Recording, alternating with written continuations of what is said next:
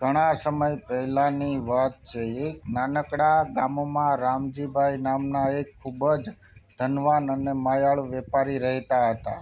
તેમની ઉંમર થઈ ગઈ હોવાથી તેઓ પોતાના 4 દીકરાઓમાંથી કોને પોતાની બધી મિલકત અને વેપાર સોંપવો તેનો નિર્ણય કરવા માંગતા હતા.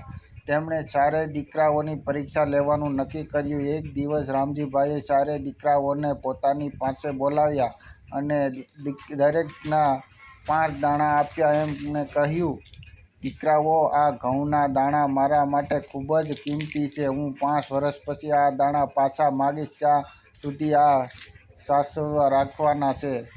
4 દીકરાઓ દાણા લઈને પોતાના રૂમમાં ગયા. મોટા દીકરાએ વિચાર્યું, પિતાજી પણ ખરા છે.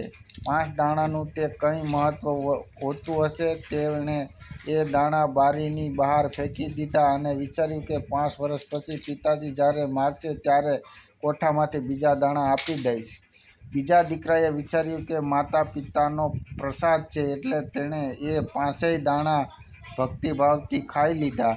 ત્રીજા દીકરાએ એક નાની ચાંદીની ડબ્બી લીધી અને તેમાં એ દાણા મૂક્યા અને ડબ્બીને તિજોરીમાં સાચવીને લોક કરી દીધા. ચોથા અને સૌથી નાના દીકરાએ થોડું અલગ વિચાર્યું. તે ઘરની પાછળ વડોદરા ખેતરમાં ગયા અને 5 દાણા વાવી દીધા. સમય જતાં તેમાંથી ફૂટ્યા અને છોડ બનાવ્યા. તેણે એ ઘઉં ફરીથી વાવ્યા.